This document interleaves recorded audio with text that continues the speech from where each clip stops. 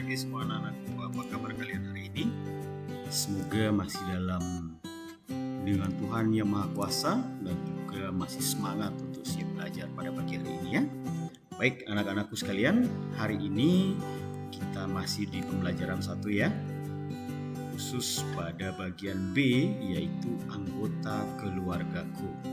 Ya. Oke.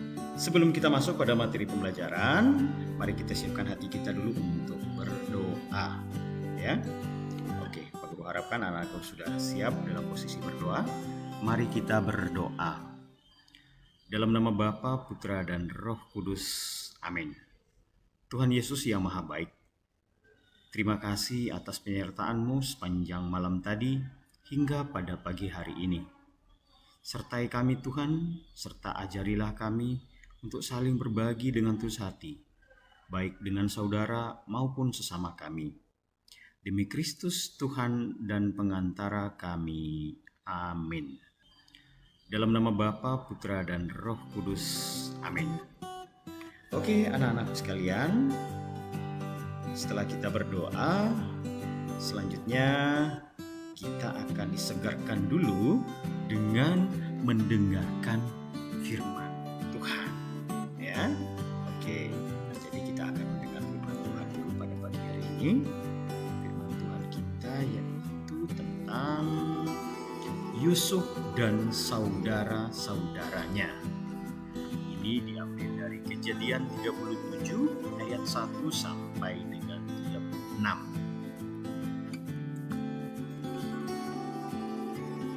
Di Kanaan, Bapak Yakub punya 12 anak laki-laki. Anaknya yang ke-11 bernama Yusuf.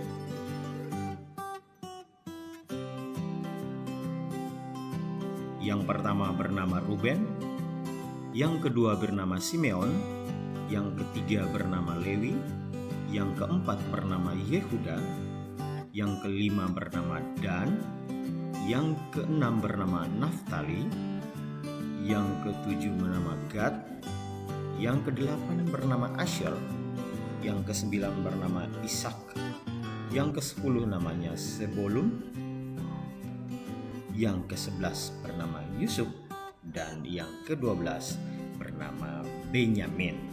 Ya. Yusuf berumur 17 tahun. Yusuf mempunyai ibu bernama Rahel. Bapak Yakub lebih sayang kepada Yusuf. Karena itu, Bapak Yakub memberi Yusuf sebuah jubah mahal dan indah. Tapi, saudara-saudara Yusuf merasa iri hati dan benci kepada Yusuf. Yusuf bermimpi, berkas-berkas gandum saudaranya mengelilingi dan sujud menyembah berkas gandum Yusuf. Yusuf juga bermimpi tentang matahari, bulan, dan 11 bintang sujud menyembah kepada Yusuf. Suatu hari, Bapak Yakub menyuruh Yusuf untuk melihat keadaan saudara-saudaranya. Lalu Yusuf bertemu saudara-saudaranya sedang menggembalakan kambing domba di Dotan. Tiba-tiba saudara-saudara Yusuf yang marah itu mengambil jubah mahal indah dari Yusuf dan melemparkan Yusuf ke dalam sumur yang kering. Agar perbuatan mereka tidak diketahui, jubah Yusuf dicelup darah kambing. Mereka mengatakan Yusuf mati dimakan binatang buas. Lalu Bapak Yakub menangis. Saudara-saudara Yusuf menjual Yusuf kepada pedagang Midian sebagai budak. Pedagang Midian itu menjual Yusuf kepada Potifar, yaitu kepala pengawal Raja Firaun di Mesir. Demikianlah sabda Tuhan.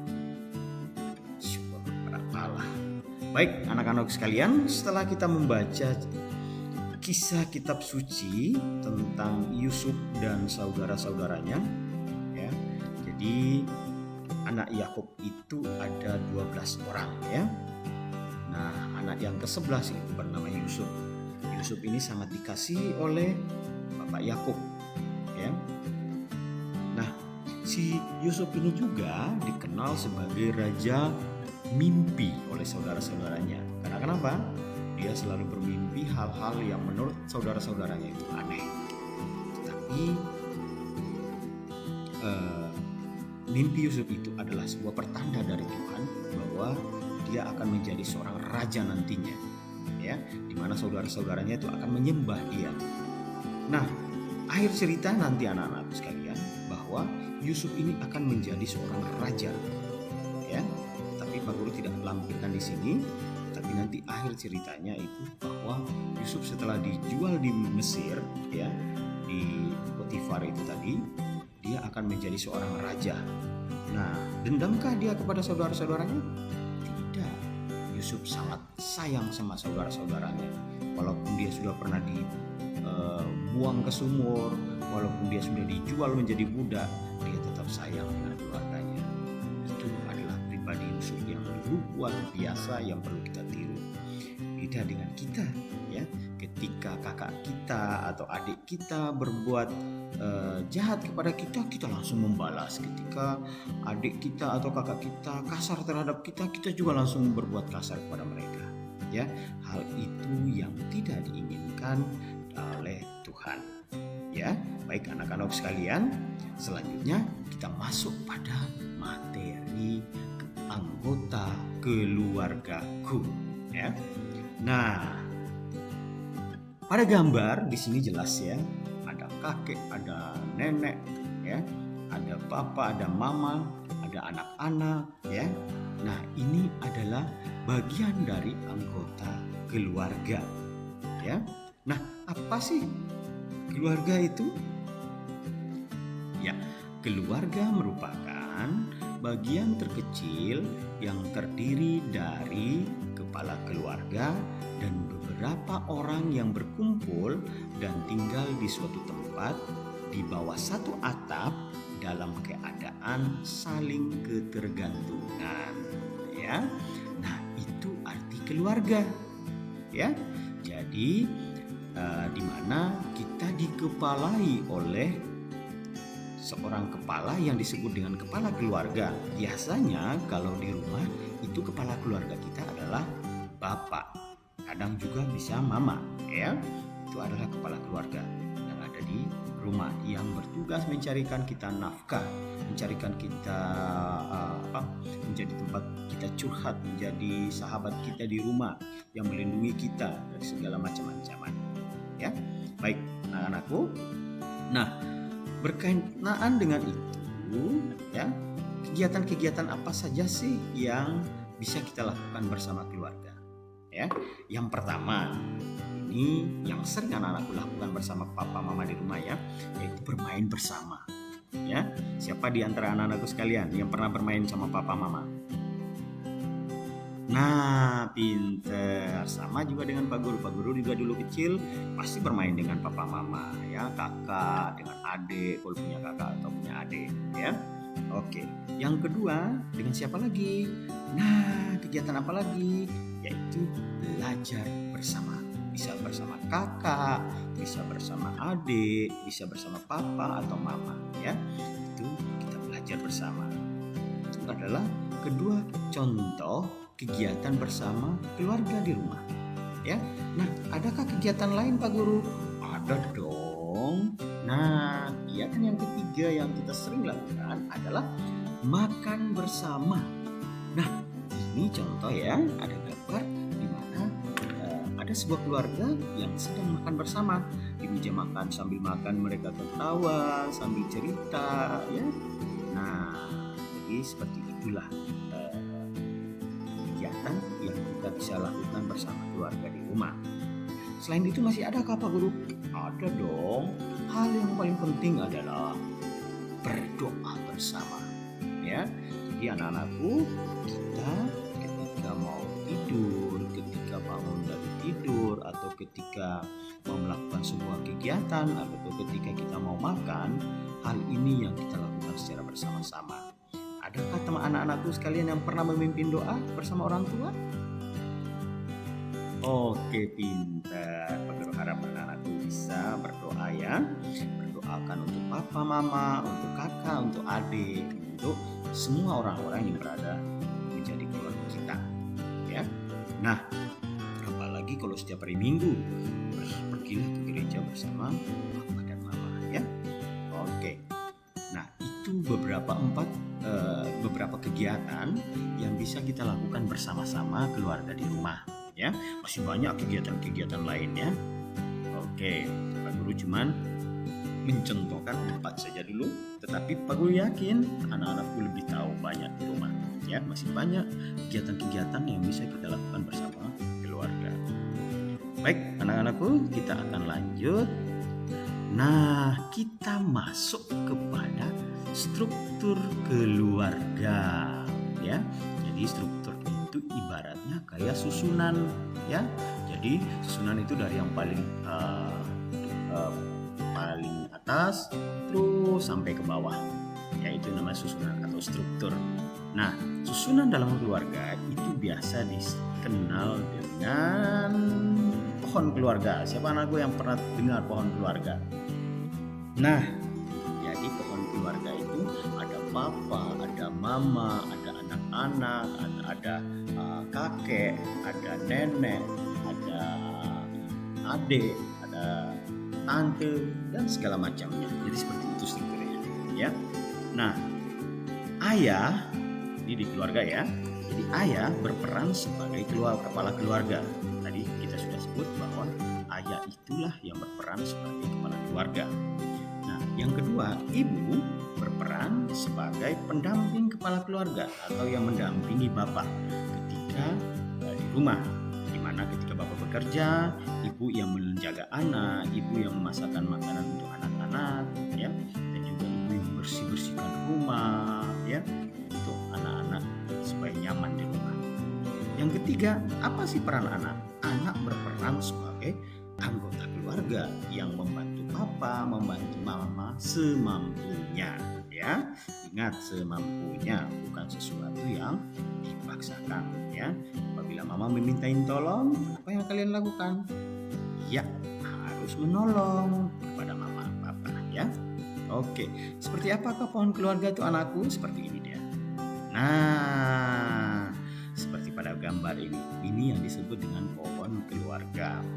Papa mama mempunyai anak, dari anak-anak papa mama nantinya akan juga mempunyai keturunan yang disebut juga dengan anak-anak, ya. Nah, jadi seperti inilah pohon keluarga yang Pak Guru maksudkan tadi, ya, atau struktur keluarga kita. Ibaratnya dari yang paling tua sampai yang paling kecil usianya.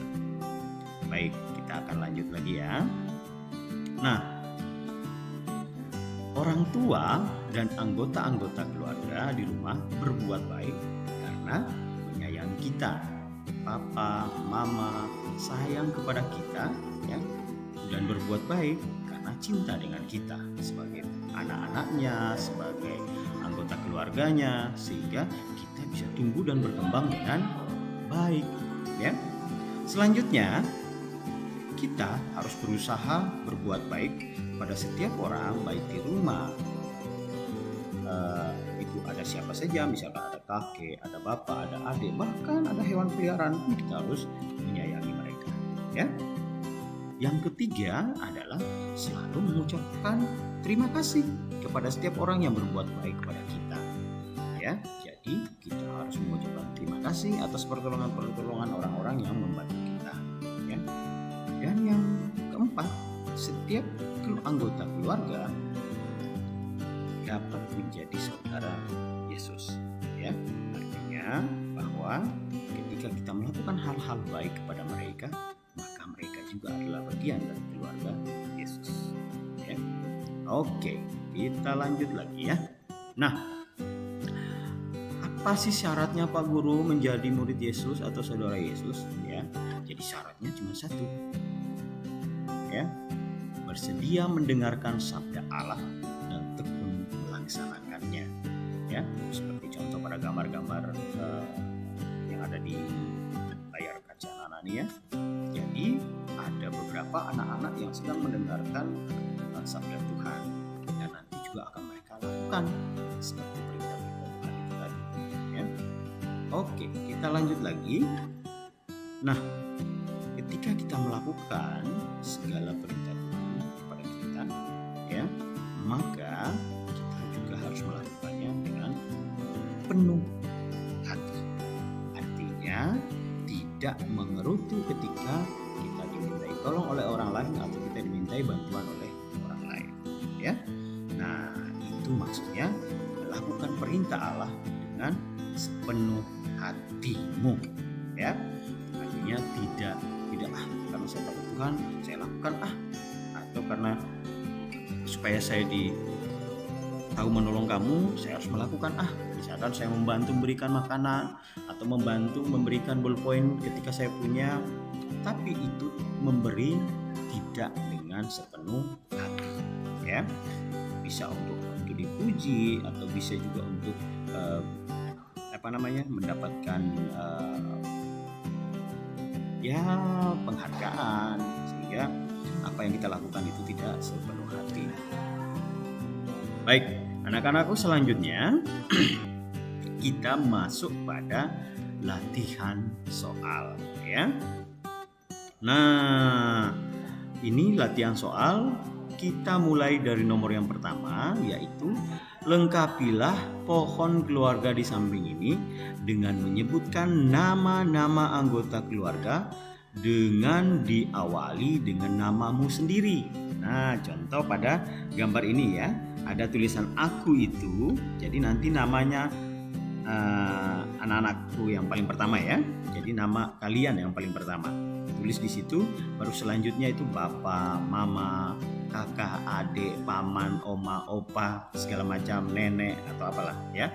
Jadi kalian melengkapi pohon keluarga ini. Nanti juga Pak Guru akan kirimkan di Google Classroom-nya ya, bentuknya seperti apa. Jangan gambar lewat pakai ini ya.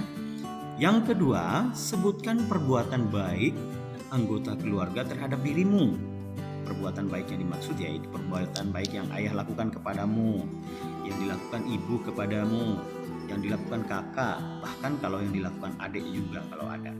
Ya, silakan disebutkan satu-satu saja. Ayah misalkan apa yang dilakukan, perbuatan baik apa yang dilakukan ayah, perbuatan baik yang dilakukan ibu, kakak, adik. Ya. Yang ketiga, sebutkan perbuatan-perbuatan baik yang telah kamu lakukan di rumah. Ya, jadi perbuatan-perbuatan baik apa yang anakku pernah lakukan di rumah. Ya, misalkan membantu mama mencuci piring, atau membantu mama menyapu halaman, atau membantu bapak ketika mencuci mobil atau mencuci motor dengan menyirami air misalkan. Nah, itu contohnya ya. Ya, yang keempat, sebutkan orang-orang yang mengajarimu untuk berbuat baik di rumah. Kamu sebutkan siapa-siapa saja sih yang menjadi orang yang membantu anak-anakku sekalian di rumah untuk berbuat baik. Ya, oke. Jadi ini 4 soal yang nanti anak-anakku kerja. Silakan dikerjakan ya.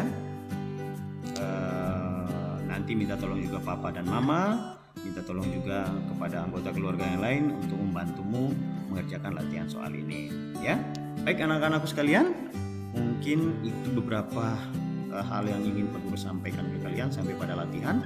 Dan mari kita tutup kegiatan pembelajaran kita pada pagi hari ini dengan berdoa. Mari kita berdoa. Ambil sikap yang manis. Dalam nama Bapa dan Putra dan Roh Kudus. Amin. Tuhan Yesus yang Maha Baik, berilah kami semangat dan kegembiraan untuk selalu berbuat baik di tengah keluarga dan dimanapun kami berada. Demi Kristus Tuhan dan pengantara kami. Amin. Dalam nama Bapa dan Putra dan Roh Kudus. Amin. Oke anak-anakku sekalian, dengan demikian pembelajaran kita hari ini sudah selesai. Pak Guru harapkan juga anak-anakku sekalian di rumah tetap menjaga kesehatannya, tidak keluar rumah dulu ya, karena sekarang masih masa PPKM. Pak Guru harapkan kalian juga tetap menjaga dan mematuhi protokol kesehatan di rumah. Akhir kata dari Pak Guru, terima kasih, salam sehat, salam DGTN.